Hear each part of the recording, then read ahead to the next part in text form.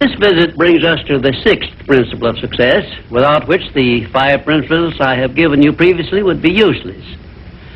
It is the principle of self-discipline. Self-discipline, as I am presenting it to you here, has reference not only to your mastery of negative habits, which stand in the way of your success, but more particularly to your development and enforcement of the positive habits you will need in order to avail yourself of the 6 assets you brought over with you in that sealed envelope I mentioned in our first visit. Now let me give you a list of the more important things over which you will have to exercise self-discipline before you can embrace and use the great master key to riches. 1, you will have to gain mastery over your tongue by acquiring the habit of thinking first and then speaking after you are sure that what you say will benefit you and not injure others. A loose tongue often is one's greatest liability. 2, you will have to exercise self-discipline in mastering the common tendency to strike back at those at whom you have a cause, real or imaginary, for a grievance. You must remember that everything you do to or for another, you do to or for yourself, because your every thought and every act which benefits or injures another person comes back to you in kind, greatly multiplied. So, if you feel that you must slander another person, do not speak it, but write it. Write it in the sands near the water's edge, then move away from it until the tides have flown. 3, you will have to exercise self-discipline over all of your emotions, particularly your emotions of love, hate, fear, and sex.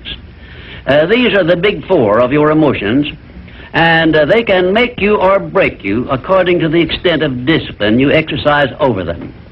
4, your mental attitude needs discipline and control at all times. Lacking this discipline, it can, and it often does, drive away friends, destroy opportunities to get ahead, brings on physical and mental illness, develops stomach ulcers, and makes peace of mind impossible. 5, I have reserved the emotion of sex for special mention, because failure to exercise self-discipline over this emotion probably heads the list of all the causes of personal failure. The emotion of sex is the most powerful of all emotions, and it is nature's great creative instrument with which all species of living things are perpetuated. The proper means of self-discipline of the emotion of sex is transmutation, the control and direction of this great emotional feeling toward the attainment of worthy purposes, such as the fulfillment of one's major purpose in life. The great leaders, artists, orators, industrialists, and professional people have learned the art of sex transmutation through the proper system of self-discipline. Because of the delicacy of the subject of sex emotion, I am limited as to the information I can give you about it on this visit, but I have covered the subject much more in detail in some of my books. And 6, your stomach also needs discipline through the proper habits of dieting and fasting, because information on dieting and fasting should come from your own doctor. I will not go into details concerning them, except to call your attention to the need for knowledge on this subject. Personally, I attribute my sound physical health mainly to the habits of dieting and fasting which I have developed through the years.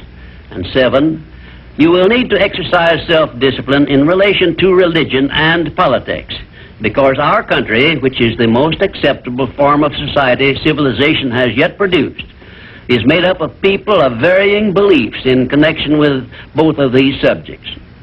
To be happy and prosperous in our country, we must learn to live and to let live, to give others the privileges we ask and demand for ourselves. And this often calls for strict discipline over self. 8, but I have reserved until the last my reference to the most important circumstances over which you must exercise the strictest of self-discipline if you are to embrace and use the great master key to riches. I have reference to your profound privilege of taking possession of your own mind and directing it to whatever ends you may desire. You cannot take possession of your own mind or direct it to definite ends without a practical system. I have devoted the better portion of my past life to the revelation and presentation of such a system. And I know that this system works because it has been successfully used by many millions of people throughout the world. The system is not only practical and workable, but it is so simple that anyone who is ready for it may master it and use it successfully. Its use does not call for a genius nor a great amount of formal education. It calls only for a will to take possession of one's own mind and a definite purpose to which the mind is to be directed. Self-discipline by Thomas A. Edison made him the world's greatest inventor, who revealed to mankind during the first half of the 20th century more of nature's secrets than had been uncovered during the entire previous history of civilization. Self-discipline carried Wilbur and Orville Wright through a multitude of failures and enabled them finally to give the world its first practical airplane, an achievement which has made the world smaller and changed the entire trend of civilization.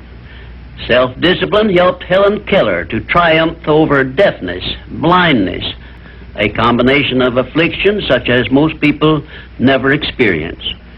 Self-discipline helped me to carry on through years of heart-aching discouragement and defeat and give the world the first practical philosophy of success based on the know-how gained by hundreds of men and women who spent a lifetime by the trial and error method in discovery of the principles which lead to personal success. Self-discipline is among the top-ranking features of all the great religions, including, of course, the Christian faith.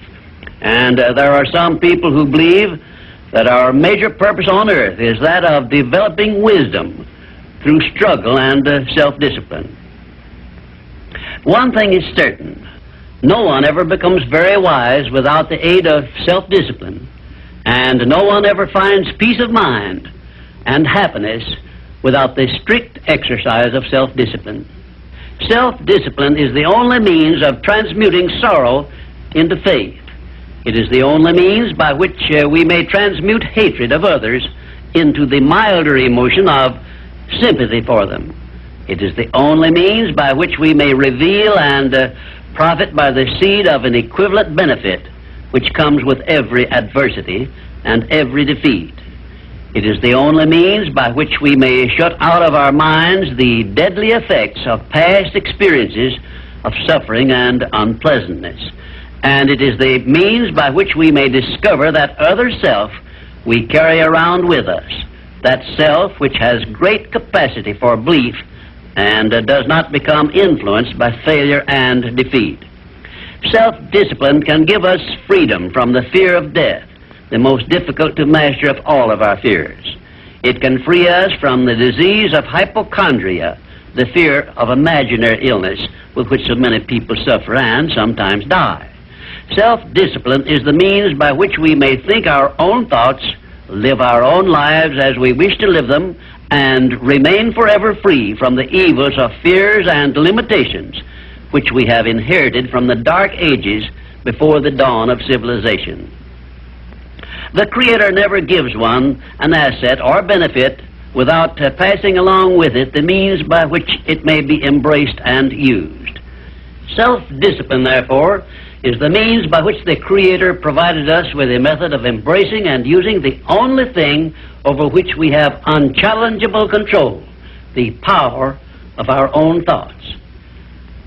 And now, until our next visit, may I remind you that the habit of taking the line of least resistance makes all rivers and some men crooked.